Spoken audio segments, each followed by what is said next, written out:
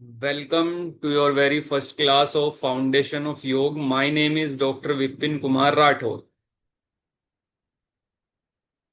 To start today's class, first students, Guru Vandana.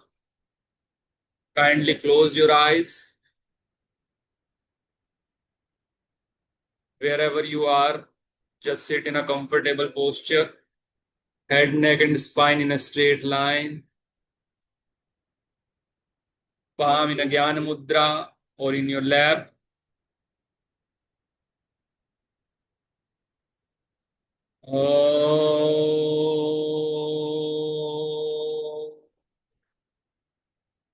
सहना भवतु सहनो भुनक्तु सह वीर्यं करवावहे तेजस्विनावधीतमस्तु मा विद्विषावहे। ओम शांति शांति शांति। Gently open your eyes.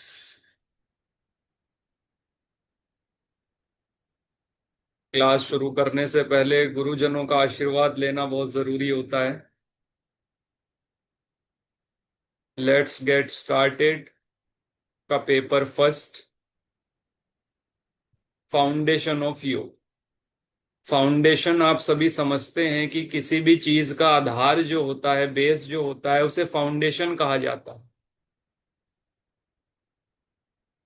अगर मैं बात करूं योग की, तो योग को समझने के लिए, योग को जानने के लिए पूरी तरीके से उसको, क्योंकि योग जो है एक अपने आप में बहुत बड़ा विषय है, तो जब तक हम उसे व्यवस्थित तरीके से नहीं समझेंगे तब तक हम ये नहीं बता सकते हैं कि इसकी शुरुआत कहाँ से हुई, किस तरीके से ये चल रहा है और आगे क्या इसका फ्यूचर या भविष्य होने वाला है।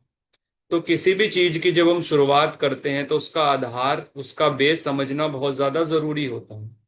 ये जो पूरा का पूरा आपका कोर्स रहेगा, ये आपको एक ये समझ डेवलप करेगा कि योग की परंपरा क्या है। जिस तरीके से आज वर्तमान में हम योग को देख रहे हैं, जान रहे हैं, आप पाएंगे कि जब योग चला था या जहां से इसकी उत्पत्ति मानी जाती है, कब से उस समय इसका स्वरूप, इसका नेचर कैसा था, बीच में ये किस तरीके से लुप्त हुआ या कहाँ पे रहा या किस परंपरा से ये आगे चला, और आज वर्तमान समय में हम किस रूप में योग को जान रहे हैं। ऐसी बहुत सारी आम समस्या जो योग का जानकार होता है उसके दिमाग में, मन में रहती है।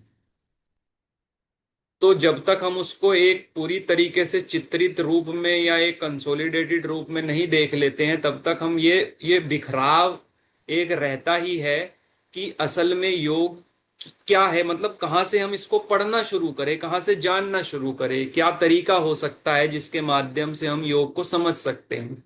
तो जो आपकी पहली यूनिट है वो ही आपकी सबसे बड़ी गलतफहमी को दूर करेगा कि यहाँ पर आपको ये नहीं समझाया जाएगा कि योग केवल एक शारीरिक व्यायाम है जो आज हम समझते हैं। हम यहाँ पर ये भी समझेंगे कि asana and pranayama are just the preparatory steps. जब भी हम योग को देखते हैं आज के समय में, तो योग को हमने क्या बोल दिया है कि आसन भी योग ही है, प्राणायाम भी योग ही है, लेकिन योग सिर्फ इतना ही नहीं है, ये तो उसके सिर्फ प्रारंभिक चरण है, प्रिपरेटरी स्टेप्स है। अब एक सवाल दिमाग में आता है, सबके ही एक कॉमन सा सवाल कि इज जस्ट योग इज जस्ट एक्सरसाइज? क्या योग केवल एक व्यायाम मात्र है? आपने भी जब कभी ना कभी योग के बारे में सुना होगा या योग को देखा होगा टीवी पे या कहीं पर, तो आपके दिमाग में भी ये सवाल जरूर आया होगा, क्या योग केवल एक एक्सरसाइज है? क्या शरीर को मोड़ना तोड़ना जो हम देखते हैं केवल वही योग है? तो ऐसा नहीं है। अगर हम योग को देखें तो योग क्या है? योग is a holistic discipline. Holistic means body, mind and spirit. जो आप बाहर से व्यायाम भी देखते हैं वो केवल व्यायाम, शारीरिक रूप से करे जाने वाली क्रियाएं नहीं होते, इनके बहुत सारे साइको सोशल स्पिरिचुअल बेनिफिट्स होते हैं। वो क्या है उसको आप बहुत व्यवस्थित तरीके से समझोगे। What is the real purpose? Real purpose क्या है? किसी भी चीज को, किसी भी कार्य को हम एक किस तरीके से करते हैं तो उसके कुछ पर्पसेस होते हैं। कुछ पर्पस तो इमीडिएट होते हैं, इमीडिएट गोल जिनको हम बोलते हैं कि जो हमें बिल्कुल नेक्स्ट उसमें मिल जाएंगे। कुछ इंटरमीडिएट होते हैं एंड कुछ अल्टीमेट होते हैं। तो योग का जो अल्टीमेट गोल है वो क्या है, उसके लिए हमें क्या करना चाहिए, उसको ही, उसकी जो एक रूपरेखा है, ओवरव्यू है, वो आपकी पहली यूनिट जो है वो कवर करती है। आसन और प्राणायाम सिर्फ प्रिपरेटरी स्टेप्स है, ये आप उसमें देखोगे। तो असली लक्ष्य जो योग का है वो है सेल्फ माइस्ट्री एंड इनर पीस, आत्मबोध और आंतरिक शांति जिसे हम बोलते हैं। And this unit will change your perspective. अगर आपने अब तक अपनी एक धारणा बनाई थी तो वो धारणा आपकी धीरे धीरे अब बदल जाएगी जब आप योग के मार्मिक ग्रंथों को और उनके साहित्य का अध्ययन करेंगे। अब हम सबसे अपने मेन विषय वस्तु पर आते हैं कि योग शब्द क्या है। अब किसी भी शब्द को समझने के लिए हमारे पास माध्यम क्या है? तो अगर हम क्योंकि ये संस्कृत के वर्ड है तो संस्कृत हमारे, संस्कृत को अगर हम समझे तो व्याकरण, जो पाणिनि व्याकरण है उसके आधार पर हम देख सकते हैं। तो जो रूट वर्ड है योग का वो है युज। योग शब्द जो है वो युज धातु से बना है। और अगर हम युज धातु को देखें तो युज धातु के तीन अर्थ निकलकर हमारे सामने आते हैं। पहला अर्थ होता है जिसको हम कहते हैं युजिर योगे। इसका अर्थ होता है कि जोड़ना, यूनियन। इसी के आधार पर आप देखते हैं कि एक कॉमन बात, एक कॉमन लाइन कह दी जाती है कि आत्मा और परमात्मा का मिलन ही योग है। मैथमेटिक्स में भी आप देखते हैं कि जोड़ने को हम क्या कहते हैं? योग करना। किसी दो अंकों का योग क्या है? ये है। तो वो जो जोड़ने के अर्थ में प्रयोग हुआ है उसको भी योग ही कहा जाता है। लेकिन अब हमें देखना है क्या सही में ये वाला अर्थ असली रूप में जो योग है उसके साथ जाता है कि नहीं जाता है। दूसरा जो अर्थ निकल कर आता है वो है युज समाधो। समाधो अर्थात कंसंट्रेशन, एकाग्रता, समाधि की जो अवस्था होती है उसको यहां पर कोरिलेट किया गया है।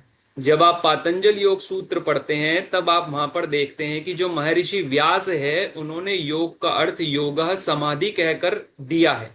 तो अगर हम इस तरह से देखें तो सबसे जो अर्थपूर्ण लगता है वो यही है कि योग का अर्थ समाधि होना चाहिए। लेकिन अगर हम देखें जो तीसरा है युज संयम ने, यहां पर अर्थ लिया गया है कंट्रोल के सेंस पर, संयम डिसिप्लिन के अर्थ पर। जब हम अपनी इंद्रियों को बाहर से हटाकर अंदर की तरफ मोड़ते हैं, जब हम एक स्व अनुशासित जीवन अपना जीते हैं, a life with full of discipline, जैसा गीता में कहा गया है, युक्त आहार विहारस्य, युक्त चेष्टस्य कर्मसु, युक्त स्वप्नावबोधस्य योग भवति दुखा। यहां पर एक डिसिप्लिन लाइफ की बात कर रहे हैं।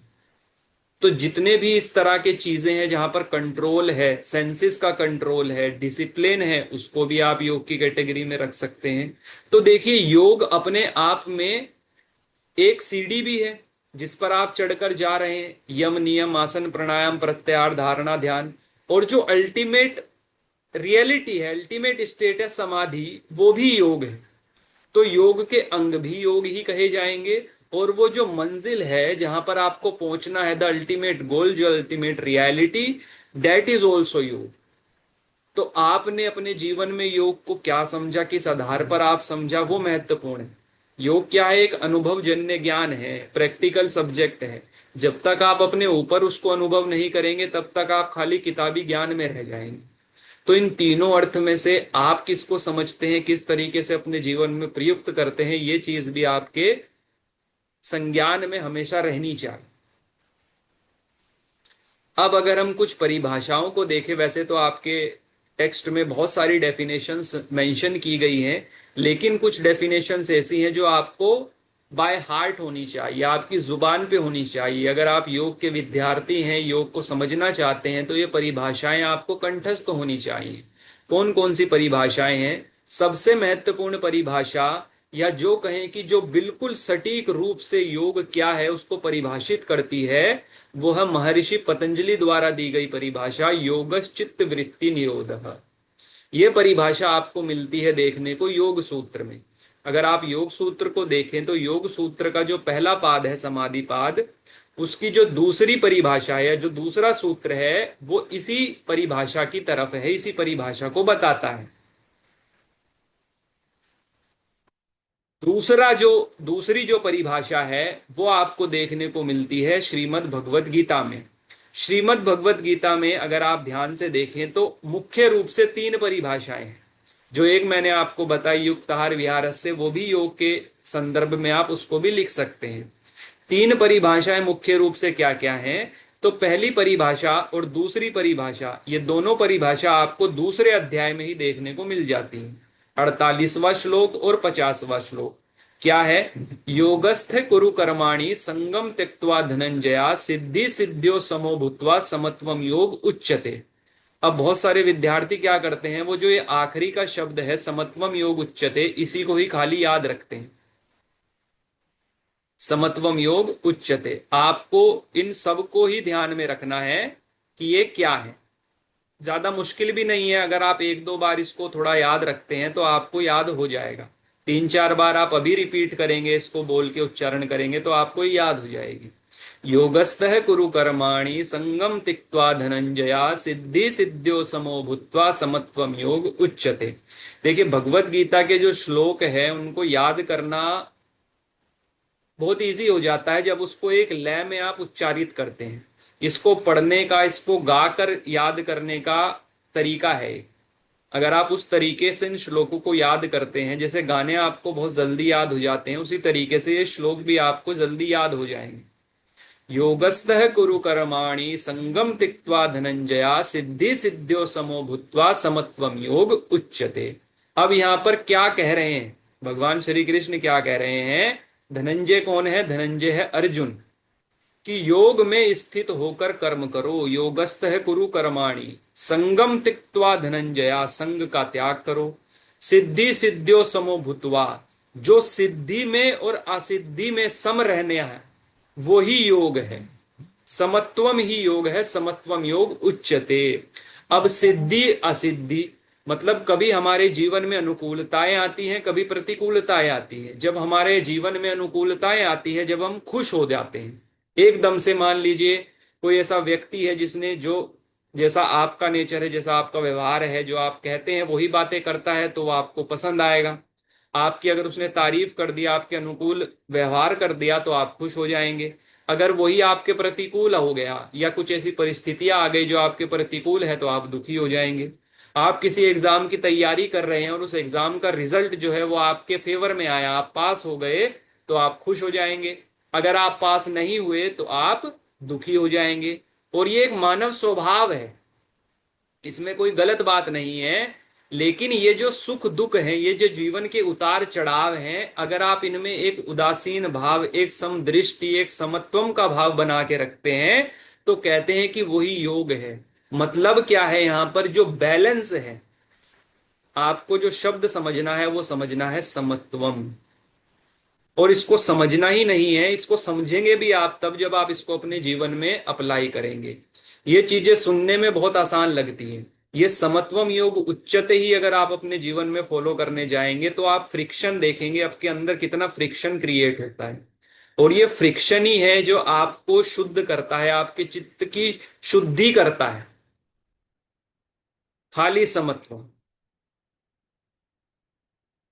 ना चाहते हुए भी हमारे अंदर, अभी मैं ज्यादा साइकोलॉजी में नहीं जाऊंगा, बहुत सारे साइकोलॉजिस्ट हैं जिन्होंने इस तरीके से बातें की हैं, बहुत सारा इसके बारे में कहा है। अगर आप इसकी व्याख्या करने पे आएंगे तो बहुत अलग तरीके से इनकी व्याख्या भी कर सकते हैं। तो कहने का अर्थ ये है कि आप इसको अप्लाई करिए अपने जीवन में और फिर देखिए क्या वैसा ही आपको अनुभव हो रहा है जैसा इसमें कहा है। तभी आप उस योग के मार्ग की तरफ चलेंगे। और ये स्टार्टिंग है, और यही पूर्णता की तरफ आपको ले जाता है। एक एक सूत्र, एक एक वाक्य योग में अपने आप में पूर्ण है। अगर आप खाली उस एक चीज को ही अपने जीवन में अपना लें और उसी के अकॉर्डिंग कार्य करने लगे, उसी को अपना गोल पर्पस बना लें, तब आप देखेंगे आपको किसी और अंग की, किसी और सहारे की आवश्यकता नहीं है। अपदीपो भवा, जैसा गौतम बुद्ध कहते हैं उसके अकॉर्डिंग सब कुछ आप अपने अंदर से उस ज्ञान को प्राप्त कर लेंगे, खाली समता को अपना।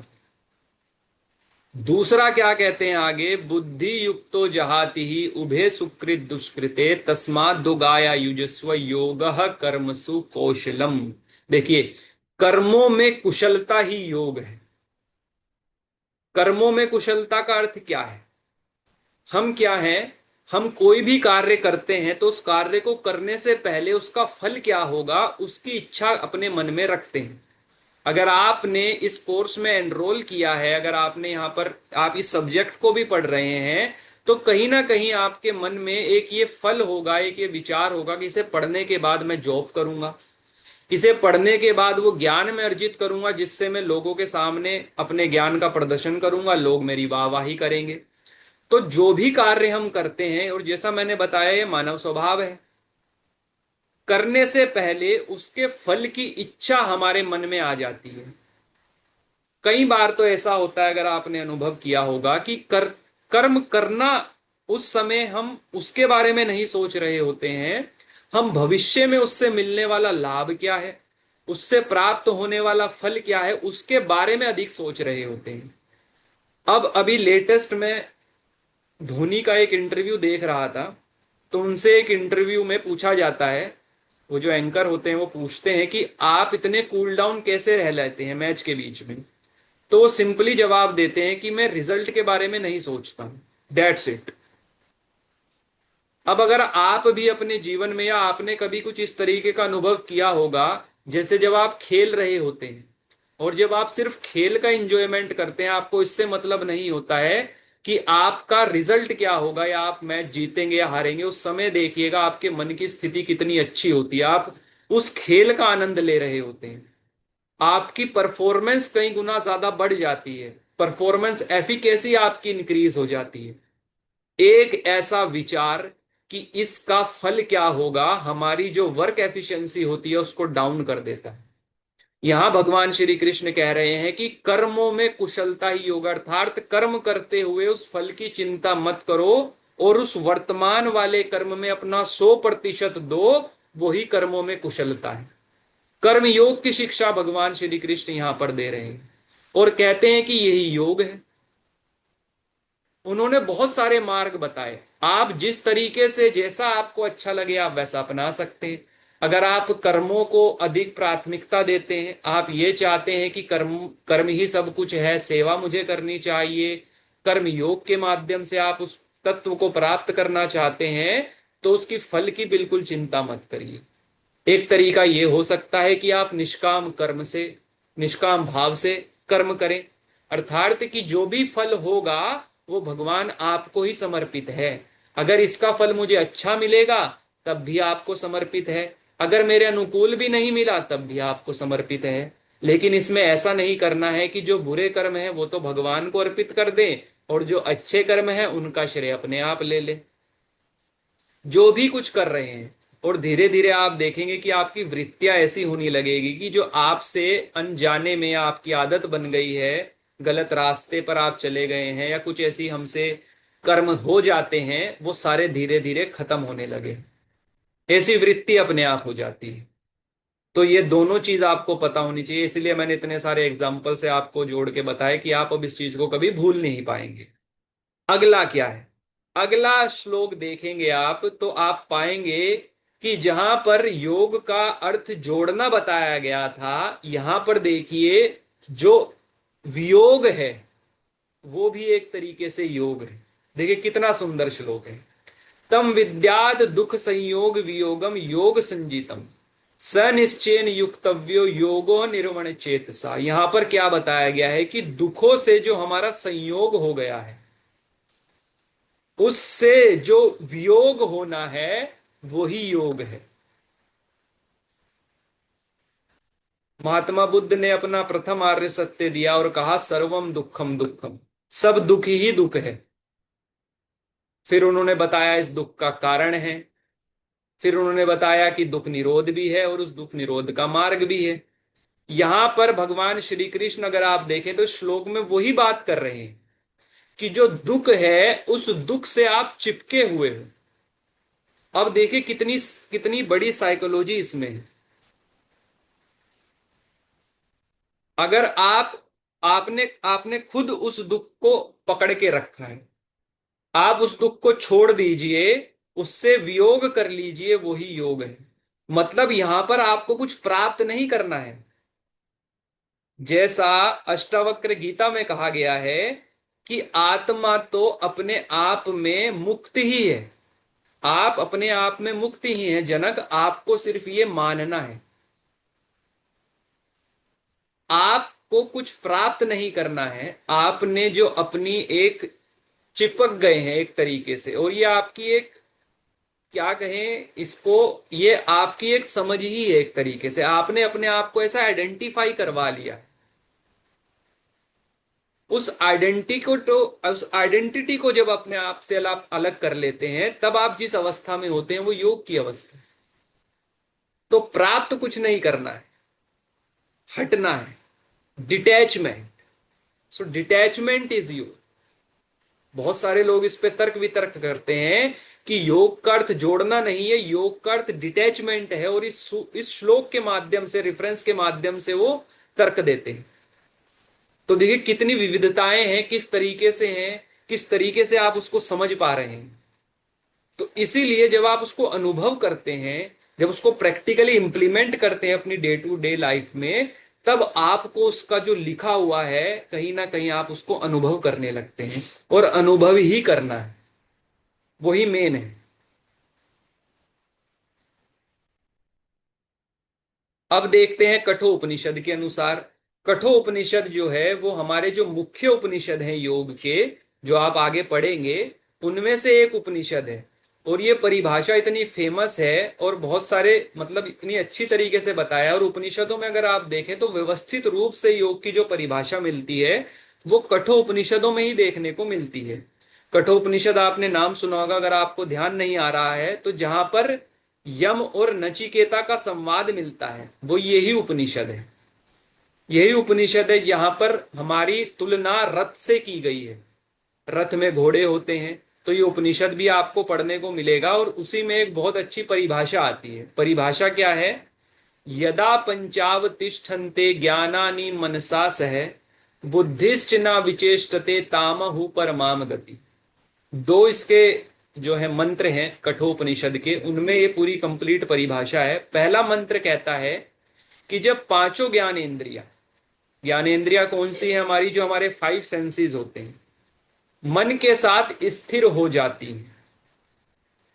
कहने का तात्पर्य ये है कि वो जो हमारी इंद्रियां हैं वो बाहर की तरफ हैं, चंचल है, चलायमान है। विषय आते हैं, उन विषयों से चिपकती है और भागती है बाहर की तरफ। वो अंदर की तरफ आ रही है, एक्सट्रोवर्ट टू इंट्रोवर्ट। फिर मन के साथ, क्योंकि वो इंद्रिया जो है वो सारी की सारी इंफॉर्मेशन मन तक लाती है, मन बुद्धि तक ले जाता है, मन के साथ स्थिर हो जाती है। और बुद्धि भी विचलित नहीं होती है, मतलब कोई चेष्टा नहीं करती है।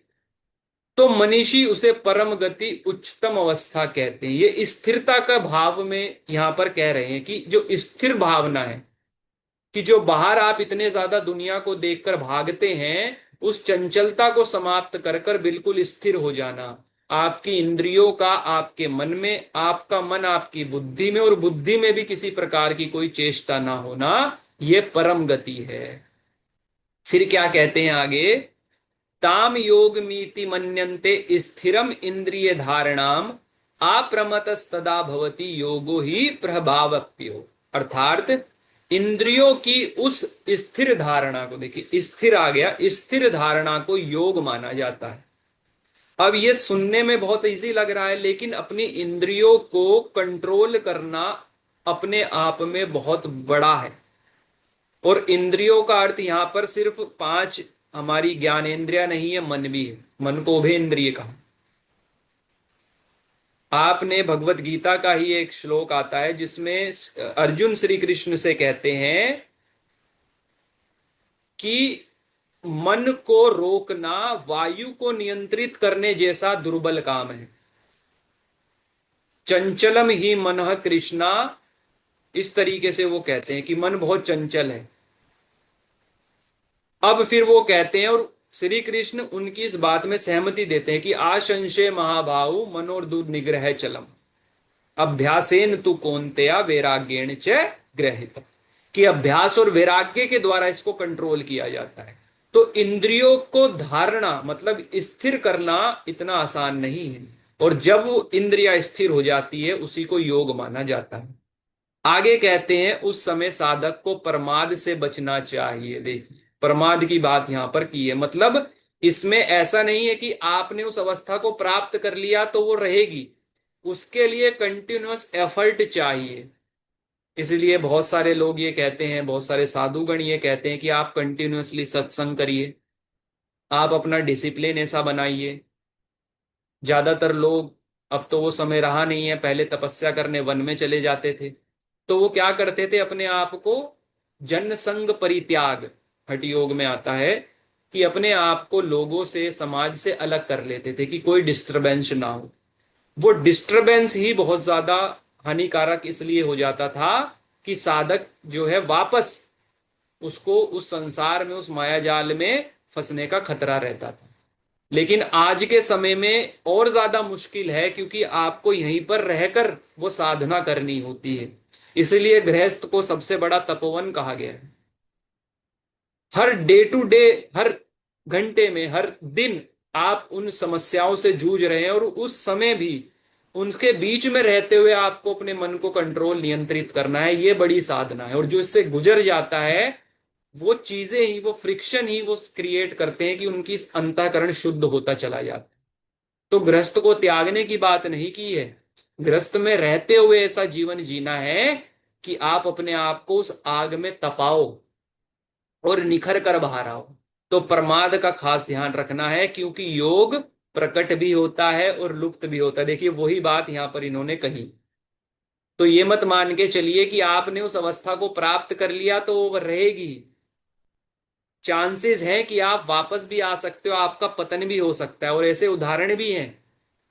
कभी चर्चा होगी, आगे हम देखेंगे, बात करेंगे, तो ऐसे उदाहरण हैं जिनको योग भ्रष्ट कहा जाता है। उन्होंने उस अचीव किया। एक तो उदाहरण हमारे सामने है विश्वामित्र का ही। महर्षि विश्वामित्र ब्रह्म ऋषि का पद जिन्हें प्राप्त हुआ, वो 3 बार साधना से वापस आए, गिरे। मेनका का उदाहरण हम सभी के सामने है, लेकिन फिर वापस उन्होंने शुरुआत की और उस परम पद को प्राप्त किया। तो बहुत सावधानी की आवश्यकता होती है इस मार्ग में। आगे चलते, और बहुत सारी परिभाषाएं हैं, आप उसको पढ़िएगा। ये कुछ इंपॉर्टेंट थी जो मैंने यहां पे डिस्कस करी। अब सवाल आता है कि where did yoga come from, योग कहां से आया है। बहुत सारे विवाद हैं इस पे, और देखिए ये चीज ऐसी है कि जो हमें इतिहास के माध्यम से पता लगती है। जैसे जैसे टेक्नोलॉजी इवोल्व होगी तो ये चीजें बदल जाएंगी।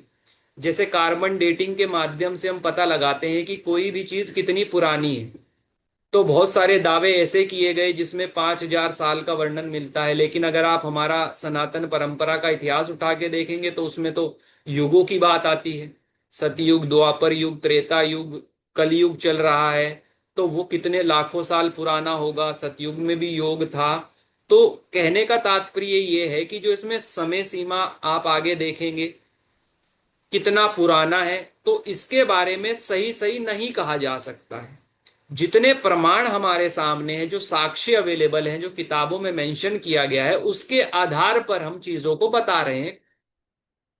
तो जब हम बात करते हैं योग कहां से आया है, तो इसमें हम ओरिजिन, हिस्ट्री और इवोल्यूशन देखते हैं। एक, कुछ कहानियां तो हमने सुनी ही है, जिनको हम देखते सुनते टीवियों के माध्यम से, अलग अलग कथाओं में किसी तरीके से वर्णन मिलता है।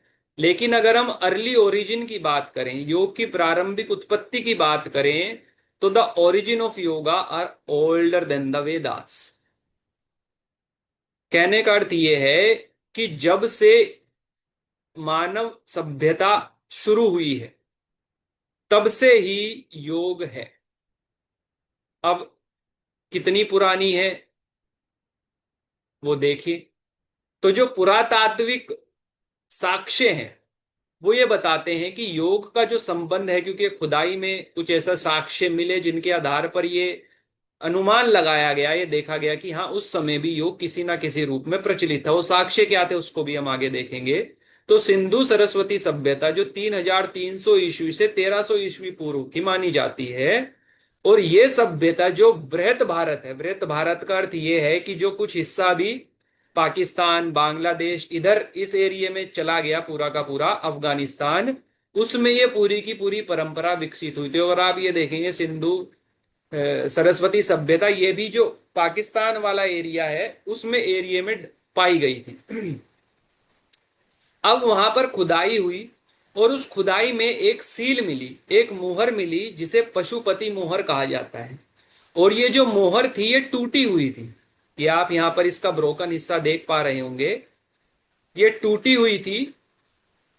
और अभी भी अगर आप नेट पर देखेंगे तो एआई के माध्यम से इसको पूरा बना दिया गया है, लेकिन ये असल में जिस तरीके से जिस रूप में पाई गई थी ये टूटी हुई थी।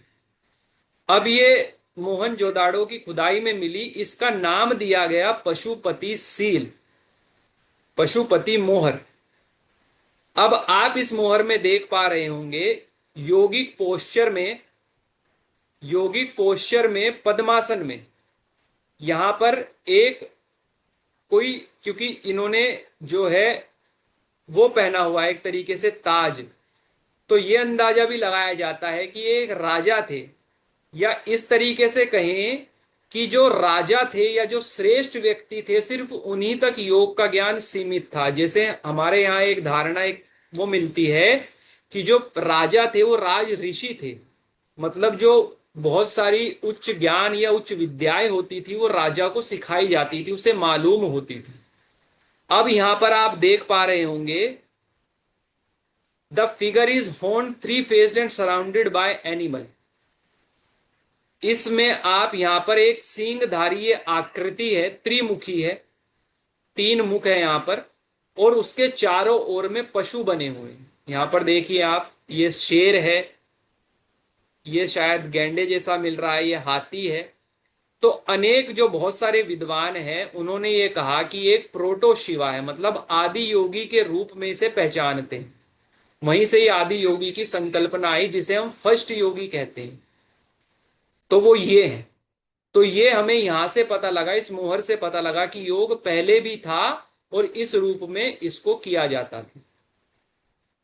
अब हम इसके माइथोलॉजिकल ओरिजिन की बात करते हैं। देखिए माइथोलॉजिकल यहां पर इसलिए कहा जा रहा है क्योंकि ये जितनी भी चीजें हैं इनको आप हिस्ट्री की तरह इस तरीके से अभी ये प्रमाणित नहीं हुई है, तो हम इनको माइथोलॉजिकल रूप में मान रहे हैं। ऐसा शास्त्रों में वर्णन मिलता है। क्या है? पहली उत्पत्ति है भगवान हिरण्यगर्भ के रूप में। अब हम हिरण्यगर्भ को देखें यहां पर, तो उसका जो अर्थ होता है हिरण्यगर्भ का, वो होता है द गोल्डन वुम्ब या गोल्डन एग, हिरण्य गर्भ। इन्हीं को हिरण्यगर्भ को, ये जैसे आप देख रहे हैं सोने की आकृति का जो अंडा है, और इन्हीं को पहला आदि वक्ता कहा जाता है। कुछ शब्द हैं, अगर हम, मैंने इस पे एक वीडियो भी बनाई हुई है पहले, कि अगर हम ये कहें कि योग के जनक कौन है, तो योग का जनक कहना अपने आप में सही शब्द नहीं है। क्यों? क्योंकि अगर हम देखें शास्त्रों में, देखें किताबों में, देखें अध्ययन करें, तो योग के जनक रूप का या जनक शब्द का जो प्रयोग है वो अधिक नहीं मिलता है। आप देखेंगे तो आदि योगी, योग के उपदेशक, आदि वक्ता, इस तरह के शब्द मिलते हैं। तो मतलब योग की उत्पत्ति एज सच नहीं हुई है, इटरनल नॉलेज है, इटरनल ज्ञान है, लेकिन उसको किसी माध्यम से किसी के द्वारा बताया गया है। किसी ने उसको साक्षात्कार किया, फिर अपने माध्यम से उस ज्ञान को प्रसारित किया। तो जो पहले हैं उनको कहा जाता है आदि वक्ता, और हिरण्य गर्भ से उनकी पहचान होती है, the original speaker of yogic knowledge. अब महाभारत में एक ये पूरा का पूरा श्लोक आता है, हिरण्य गर्भो योगस्य वक्ता नान्या पुरातना। अर्थात Hiranyagarbha is the ancient propounder of yoga and no other. यही अगर आप देखेंगे तो याज्ञवल्क्य स्मृति में भी मिलता है, और ऋग्वेद में भी जब हम यज्ञ आदि करते हैं तो उसमें भी ये मंत्र बोला जाता है, हिरण्य गर्भः समवर्तताग्रे भूतस्य जातः पतिरेक आसीत सदाधार पृथ्वीम ध्यामुते माम कस्मे देवाय हविषा विधेम। उनको क्या कहा गया है कि स्वर्ण गर्भ या ब्रह्मांडीय सोत्र के रूप में उनको दर्शाया गया है। हिरण्यगर्भ सूक्त है पूरा का पूरा ऋग्वेद में, अगर आपने पढ़ा हो तो कहते हैं कि प्रारंभ में हिरण्यगर्भ प्रकट हुए सबसे पहले, जो संपूर्ण सृष्टि के एकमात्र आधिपति हैं। उन्होंने ही पृथ्वी और आकाश की स्थापना की तथा उन्हें धारण किया, तो उन्हीं ने इस योग का ज्ञान भी दिया। अब वो कौन थे? जैसे हिरण्यगर्भ को हम देखते हैं तो असल में हिरण्यगर्भ कौन थे, इसको लेकर भी बहुत ज्यादा सवाल उठाए जाते हैं इतिहास में। तो हिरण्यगर्भ को अगर हम देखें तो जो प्रजापति ब्रह्मा है, जो क्रिएटर है, जिसको हम मानते हैं क्रिएटर, उनके रूप में हिरण्यगर्भ को माना जाता है। तो हिरण्यगर्भ जो ब्रह्मा है, क्रिएटर है, उन्हीं को माना जाता है, क्योंकि जैसा पहले कहा गया, हिरण्यगर्भः समवर्तताग्रे भूतस्य जातः पतिरेक आसीत, कि उन्होंने ही उत्पत्ति की है। तो उत्पत्ति हमारे यहाँ किसको मानी जाती है? ब्रह्मा से मानी जाती है। अब क्यों है ऐसा? क्यों प्रजापति ब्रह्मा को हिरण्यगर्भ से ही कोरिलेट किया जाता है? तो Brahma is the first being to manifest at the dawn of creation. वह सृष्टि के आरंभ में प्रकट होने वाले पहले प्रथम जीव माने जाते हैं। अब मैं इसी को, इसलिए माइथोलॉजिकल है ये पूरा का पूरा, उसमें मैं वर्णन आपको ये बता रहा हूं। वे चारों वेदों के ज्ञाता हैं, जिसमें योग के भी बीज हमको मिलते हैं देखने को। ऋग्वेद में अगर हम आगे देखेंगे, अभी पढ़ेंगे कि कैसे अथर्ववेद में, ऋग्वेद में कहीं कहीं पे योग का जिक्र मिलता है। और ये भी कहा जाता है कि उन्होंने सृष्टि की उत्पत्ति से पहले या सृष्टि को बनाने से पहले पूरी तप किया। तो ये तप क्या है? It is also a form of योग। योग में हम तप की बात करते हैं। और बाद में इसी, जो ये फैला हुआ पूरा का पूरा योग का ज्ञान था, महर्षि पतंजलि ने इसको व्यवस्थित तरीके से प्रस्तुत किया। तो जो उसको सिस्टमेटाइज करने का क्रेडिट है, डेट गोज टू महर्षि पतंजलि। तो एक ये भी डाउट रहता है कि महर्षि पतंजलि ही क्या योग के जनक है? तो अभी आपका ये डाउट क्लियर हो जाना चाहिए यहां पर कि वो क्रिएटर नहीं है, वो कंपाइलर है। सो महर्षि Patanjali organize, systematize the knowledge of yoga that is diversified, जो अलग अलग रूपों में अलग अलग तरीके से फैली हुई थी, उनको बहुत सिस्टमेटाइज तरीके से, और ये बहुत बड़ा योगदान है उनका योग में। आज जो हम योग को इस तरीके से समझ पा रहे हैं, पढ़ पा रहे हैं, उसका सारा क्रेडिट जो है वो महर्षि पतंजलि को ही जाता है। और महर्षि पतंजलि को लेकर भी बहुत ज्यादा विवाद है इतिहास में कि वो कौन थे, उसको फिर हम आगे क्लैरिफाई करेंगे। अब फिर जब आदि वक्ता हैं, तो लॉर्ड शिव कौन है, जिनको हम आदि योगी के रूप में देखते हैं? Who is Lord Shiva? So he is revered as the Adiyogi, the first योगी, जो हमने अभी बताया कि हड़प्पा की खुदाई में मिला मोहनजोदड़ो की, और वहां पर जो मूर्ति मिली उसको लोगों ने कहा कि ये आदि योगी हैं। उन्हीं को आदि गुरु की भी उपाधि दी जाती है। He is also known as Adi Guru. क्यों? क्योंकि उन्होंने जो ज्ञान था उसका संचार किया। कैसे किया? उन्होंने इस नॉलेज को, जो सप्त ऋषि थे, उनको लेक कांति सरोवर की जगह है, उस जगह पर उस नॉलेज को उन सप्त ऋषियों तक दिया, और उन सप्त ऋषियों ने उस ज्ञान को फिर पूरे के पूरे, कहते हैं कि इस पूरी पृथ्वी पर फैलाया। अलग अलग जगह पर वो गए और वहां पर इस योग के ज्ञान का प्रचार प्रसार किया। तो उस योग गुरु शिष्य परंपरा की जो शुरुआत हुई, वो कहा जाता है कि यहां से हुई। इसीलिए भगवान शिव को आदि योगी और आदि गुरु कहा जाता है।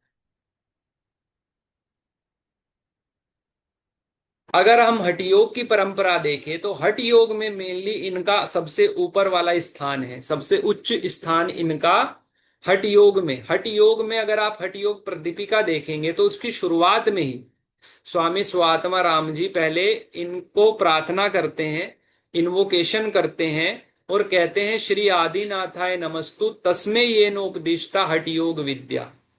उस आदि योगी को प्रणाम है जिन्होंने इस हठ योग की विद्या का ज्ञान हमें दिया, जो राजयोग की प्राप्ति के लिए सीढ़ी है। तो जो अल्टीमेट स्टेट है समाधि, उसको प्राप्त करने के लिए जो एक सीढ़ी के रूप में काम करता है हठ योग, उसको देने वाले आदिनाथ। तो योग और मेनली जो हठ योग है उसका क्लियरली मेंशन मिलता है कि वो जो परंपरा है, वो ट्रेडिशन है, वो आदि योगी भगवान शिव से चला आया है। इसमें पूरी की पूरी कहानी भी है कि वो कैसे भगवान शिव जब माता पार्वती को योग का ज्ञान दे रहे थे तो मछली जो थी उस लेक में वो सुन रही थी। फिर वो मत्स्येंद्र नाथ के रूप में प्रकट होते हैं, फिर उनके ही शिष्य रहे गुरु गोरक्षनाथ, और वहां से एक पूरी की पूरी नाथ परंपरा जो है हमें दिखाई देती है।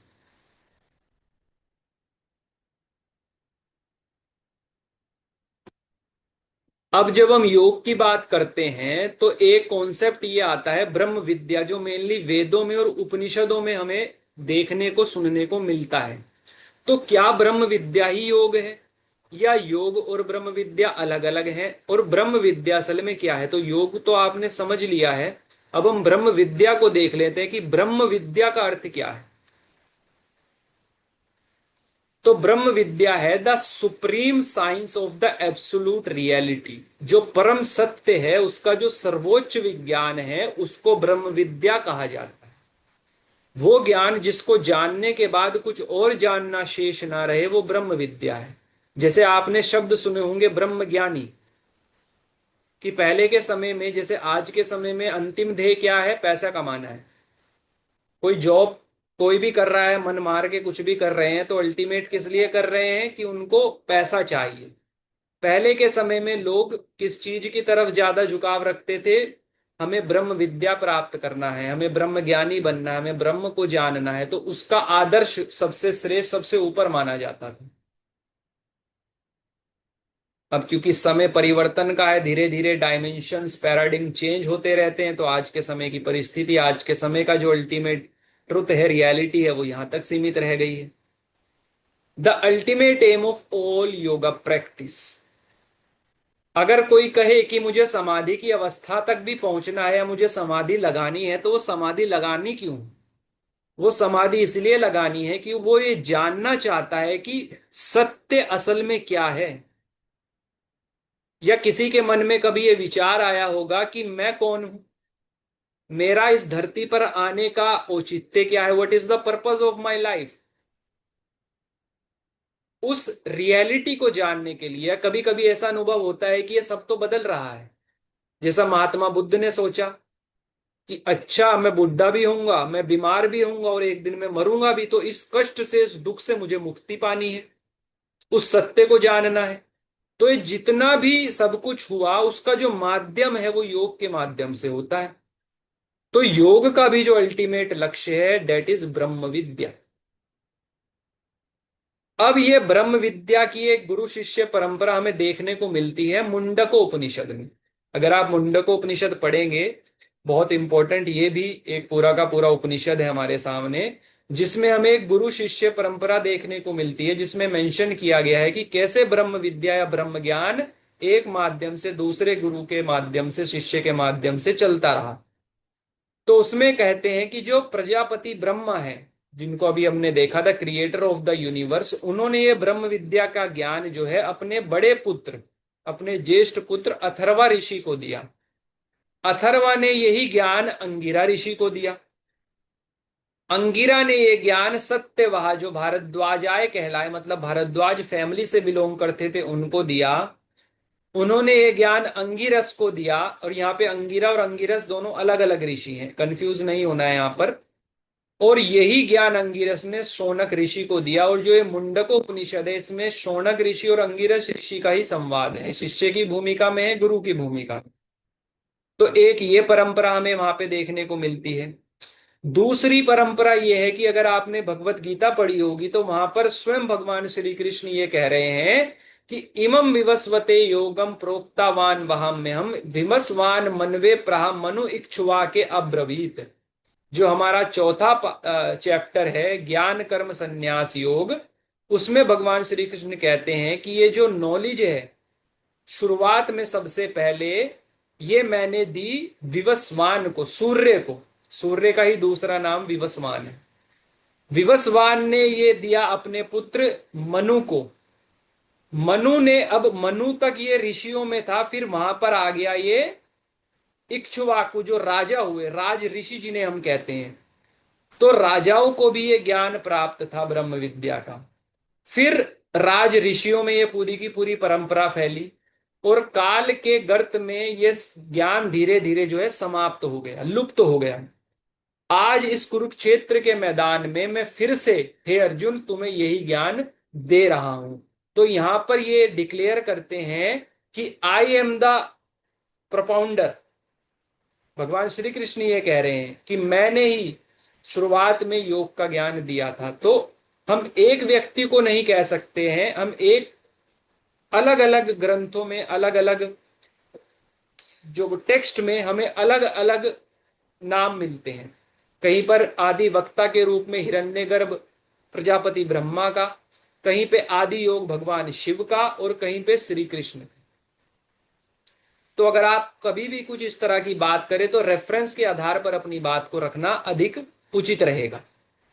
अब इससे यह पता लगता है अव्यय मतलब इटरनल और इम्पर्शियबल, ये जो नॉलेज है ये इटरनल है और इम्पर्शियबल है, लेकिन इसका प्रकटीकरण हुआ है। Shri Krishna gives this eternal knowledge, प्रकटीकरण किया है। उसके बाद इसका डिक्लाइन हुआ। In time this succession was broken and the science was lost, कालेन योगो नष्टः। फिर क्या हुआ, दोबारा से पुनर्स्थापना इसकी। Shri Krishna teaches that same ancient योग टू अर्जुन।